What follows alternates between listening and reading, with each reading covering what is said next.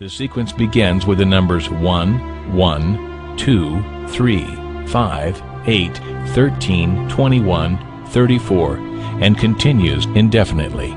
Each number is obtained by adding the last two digits together. If we were to take a perfect or golden rectangle, break it down into smaller squares based on Fibonacci's sequence, and divide each with an arc, the patterns begin to take shape. We begin to see Fibonacci's spiral. The spiral in and of itself is insignificant. Its importance is revealed in where we find it. Take, for example, the sunflower.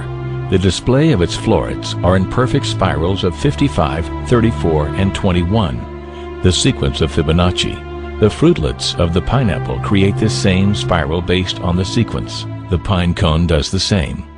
As currents move through the ocean and the tide rolls onto the shore, the waves that bring in the tide curve into a spiral that can be mathematically diagrammed onto a plot at the points 1, 1, 2, 3, 5, 8, 13, 21, 34, and 55. Buds on trees, sand dollars, starfish, petals on flowers, and especially the nautilus shell are formed with this exact same blueprint. With each segment of growth, the nautilus adds to itself one more value on Fibonacci's scale. This blueprint can be seen around us on a small scale every day, but the greatest example of all is directly above our heads. At an average of 100,000 light years across, even the spiral of the galaxies above us are formed with the exact design that the tiny shell is formed. This sequence or blueprint appears to be the trademark of a designer, a proof of a creator.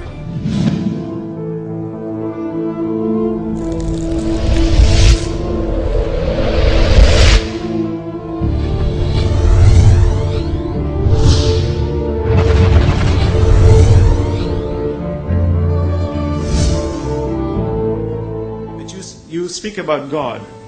We call Allah God. What is Allah? Allah, from the Islamic perspective, means the God, the absolute, indivisible God. The Holy Quran says, Qul huwa Allahu ahad. Say God is unique, one.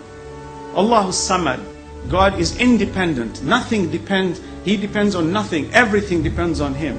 Lam yalid. He does not beget, nor is He begotten, nor is He born. This absolute God has no frame of reference. Frame of reference implies something that is bound within time, matter, and space. The problem with these arguments is we keep constantly debating on the issue of bringing God to the relative world. The relative world cannot exist without an absolute creator, and that's the argument. You keep arguing on the issue of God in the relative sense. God is not transient. He is the necessary existent. We are the transient existent.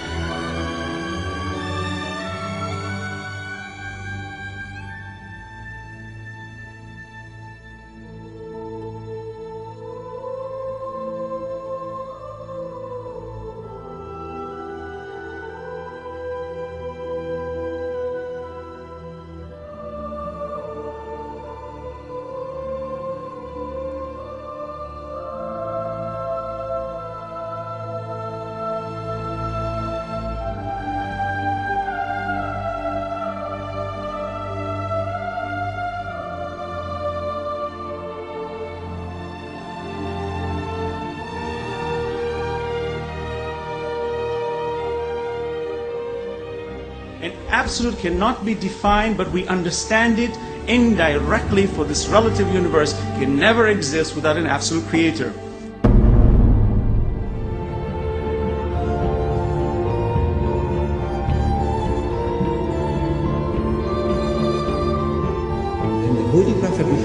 me to say, Qul huwa Allahu ahad. Say, He is God, the one and only. He said, Ahad, one and only. Jesus said, Echad, meaning one and only. Moses said, Echad, meaning one and only. What is the difference? It's the same word, meaning the same thing.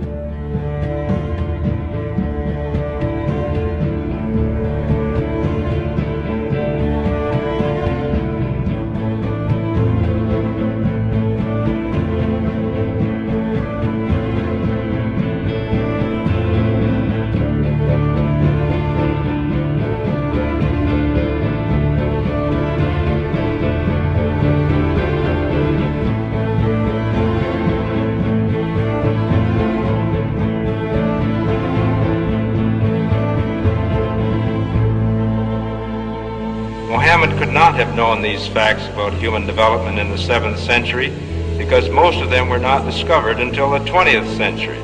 Muslims and others are justified in concluding that these facts could only have been revealed to Muhammad by the one who knows all about us, not only about how we developed, but how we lived and functioned. The unity of these three faiths consists in the unity of God. You see, in the fundamentals of the teachings of Moses, Jesus, and Muhammad, there is not an iota of difference.